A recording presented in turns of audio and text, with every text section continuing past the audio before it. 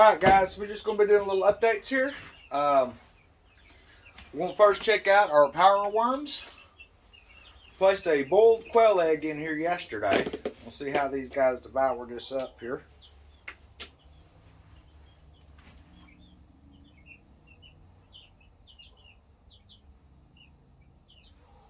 Yeah, so they ate about half of that thing out. This is pretty good. I'm not going to leave this in another day. Eggs have a tendency to go bad if you leave them out, obviously. So we're going to take this, we're going to move it out. And then we'll place another one in there in a couple days just so they kind of keep the protein levels and things like that up. But I figured that would be a pretty good way to give them extra nutritions and stuff like that, which will help them reach beetle stage quicker. So what I'm going to do next, we're going to pull out a few of these chicks. We're going to attempt to.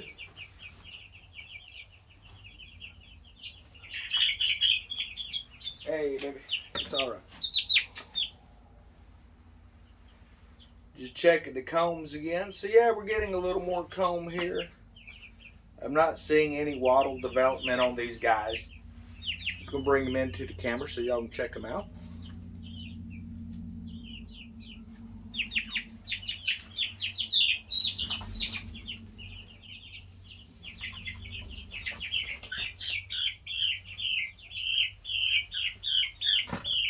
It's okay, baby.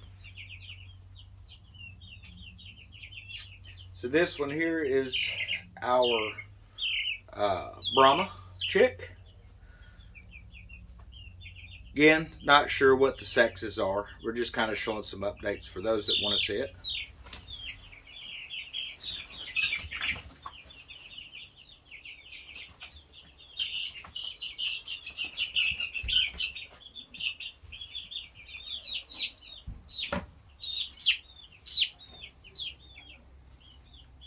This one here may be a rooster. I don't know if you can see the comb on top of its head. I'm starting to see early wattle development already. Usually that takes a little bit longer on the hens. Depends on the breed of the bird, so we're going to just wait and see how that one turns out here.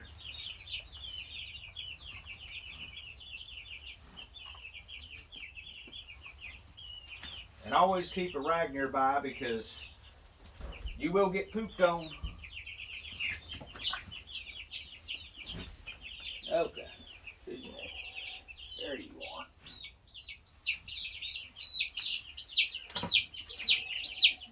So this is our Belgian du clay. So little bitty guy is growing way smaller than everybody else. We'll just have to wait and see how they turn out.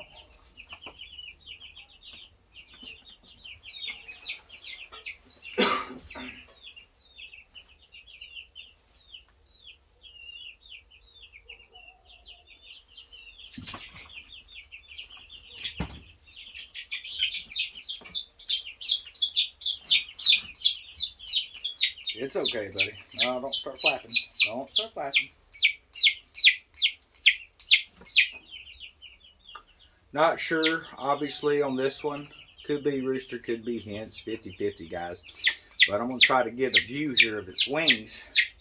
I'm really liking, easy, the way it's coloring out. And just beautiful colorization in this. Easy, baby.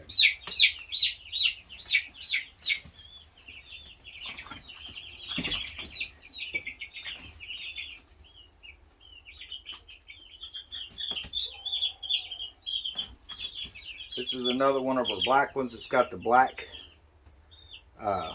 markings in its legs. A little bit of whites and grays in its wing tips. See if you can see that. Sorry about the camera angle, guys. It's hard to get those angles right sometimes. Beak is darkening up really nice.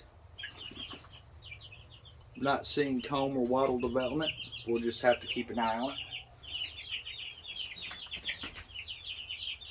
So yeah, that's basically kind of what we've been doing. Figured we'd show some of the chicks, guys, and been working on the run outside. So I've got the 3-foot barrier placed outside the run. Is welded hardware mesh that's laid under the ground. And I'm going to be picking up some. I haven't decided if I'm going to go 4 or 5 foot tall. But I'm going to get some more hardware mesh just to run a double layer wire all the way around the perimeter of the run, and then reinforce the door. The frame on that thing, definitely worth the money that it costs for the run. The wire on it, though, I'm not real impressed with. It's very thin.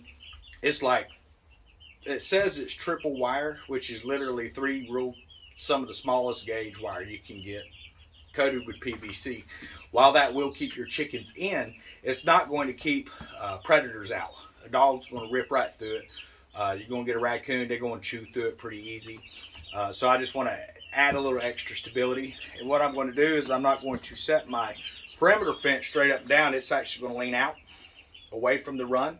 That way if something does come up and tries to climb it, they're going to have a harder time. They're going to be almost upside down. Well, it will not stop a raccoon. It will slow them down and maybe make it so they don't feel it's worth getting in there. So we're just going to have to see. There's no such thing as 100% proofing when it comes to certain types of pests. They're going to find a way into your coop. All you can do is get it set as well as you can, and then you're going to learn what their tricks are, and then you can proceed from there. Now they have different types of electric fencing and stuff that's solar powered. You can put up around a perimeter of the run, and I may end up investing in that later. I haven't decided yet. We're just going to see how it goes. I've not seen a lot of raccoons in this area. I have seen quite a few possum, so we're just going to have to wait and see. But I'm thinking that the hardware mesh is going to deter them enough where they're not even going to try to attempt it. You don't want to use what they call chicken wire. People have this misconception. Chicken wire does not keep predators out. It keeps chickens in.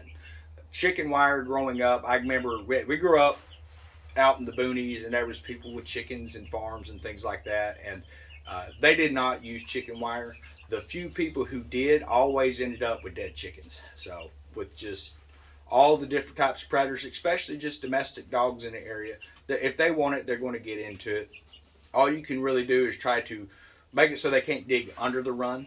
And it may be one of them situations where we have to come in and actually lay wire completely across the ground, all under the run, inside the run, and then cover it with dirt and sow it out and things like that. I hope that's not going to be the case, but you know, you just have to take and adjust as you go. So, but I hope everyone enjoys the little updates. We did a live stream yesterday. It was just kind of more or less to discuss some stuff I've been reading about, but really get to know the viewers. And I'm going to try to do that on Wednesdays. We might pick, do it on a weekend or something. But for those of you who are coming to the channel a lot, just let me know what works best for y'all. Because being retired, it's pretty nice. Usually my live streams will be in the evening, so I don't typically get up real early in the morning. I'll get up, take care of the birds, things like that, do the dog and all that. But I'm usually up till 5, 6 o'clock in the evenings anyway. I guess it's in the morning, 5 or 6 a.m. I've always worked night shift, so I've never really adjusted my schedule for anything but that. So I'm just more of a night owl. But comment in, let me know what days works best for everybody. And we'll try to come up with some sort of a schedule, because I definitely would like to get to know a lot of our viewers, our repeat viewers and things. And if you're just joining into the channel, hit that subscribe button, and the little notification button looks like a bell. You're going to receive content updates and stuff like that. The bulk of our videos are going to be education, as far as how to bring your chicks home, get them healthy, rear them up, get them outside, breeding quail. So I've mentioned on other videos, I have 72 quail eggs right now in the incubators. They've got about 2 more weeks. I did look at the weather today, and we got a couple of cold snaps coming on Friday night and Saturday night. But the quail that were in here, they were fully feathered, and I kind of separated them away from the chickens just to kind of see how they do, and have been acclimating them to the cooler weather. And they seem like they've been doing really well. It's another reason I stay up so late. But I moved them out to the grow out pens today, and they seem to be doing really well. Now I do have a couple of these little chick heaters. If it gets, Friday's going to be down into the low 20s. I have it where I can just bring it out, hook it to the electric cord real quick, and they'll have their heat if they need it. But I believe they'll be okay at this stage, just because they are fully feathered. But it's just one of them situations where you don't really know. You just kind of trial and error. If you are moving chicks out at this time of year and they are not fully feathered, that's talking head to the bottom of their feet, with at least their juvenile feathers. Do not move them away from heat sources. They will get cold. They will possibly die. At the very least, you need to go out and check on them periodically through the night. And while the birds will typically kind of roost up and huddle together, if you've got one that's sitting off to the side and he's barely moving, you need to get him, bring him in, get him warm, and make sure he's got food and water. And it takes a couple of days to get them out of that shock state. So that's something you need to be aware of. You can't just take and move your chicks and forget them. You need to be checking on them. Just like if you bring a new puppy home, you're constantly checking on them, you're taking them out, getting them trained, and things like that. So all animals, you know, while they do reach a point where they're kind of self-sufficient, they can kind of fend for themselves, you have to get them to that point. Like I say, I'm really excited about these power worms. I mean, they did a good job. They really did. They ate most of the yolk out. There's not a lot of white left in that egg. A little bit. I don't know if y'all can see that. Sorry, guys. I'm really bad at holding stuff to camera. I don't have the screen where I can see what I'm doing. But, yeah, if y'all got questions on anything, feel free to ask. The new waterer that I put in here, it is called a Ebonics. I purchased that on YouTube, or not YouTube, sorry guys, on Amazon. I can post a link up for it if people are interested in it. They carry them at Tractor Supplies and stuff like that too. I only ordered it online because it was about $20 cheaper, so I'll definitely get the link up for that. But I really like that, so I'm probably going to end up buying a couple more. And they have the different styles. They come with different style waterers. So what I've got attached right now, if you look in some of the other videos, is just the watering cups. And I can actually show that to you over here. Let's see. Pardon the camera. So yeah, they have the water cups on here.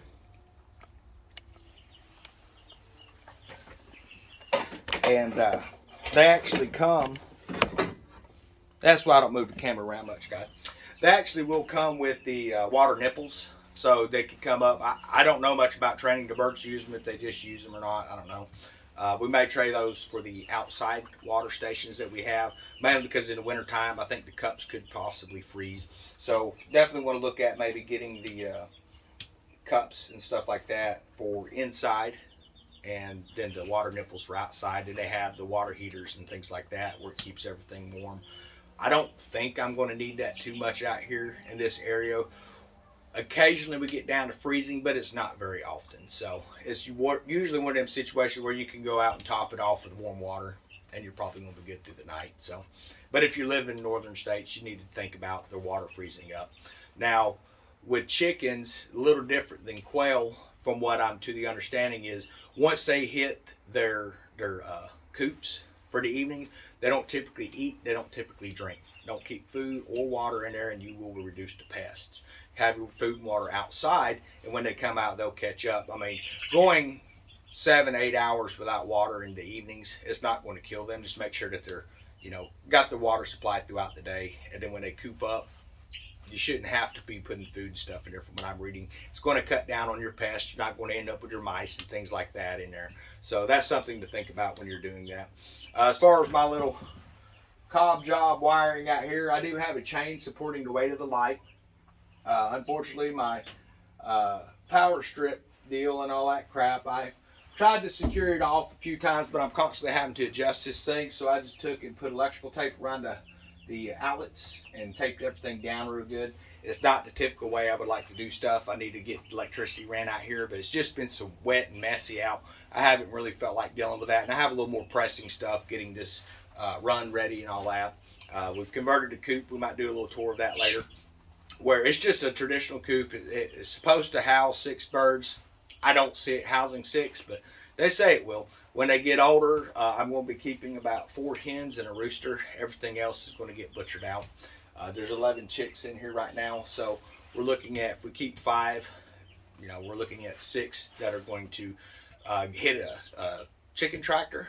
We're going to move around the yard. I'm hoping there will be an abundance of roosters, and I can actually just get them out grazing around and stuff in the yard, make it a little easier than having to sit out here all day and watch them while they free range. So, but we're just going to have to wait and see how that works out.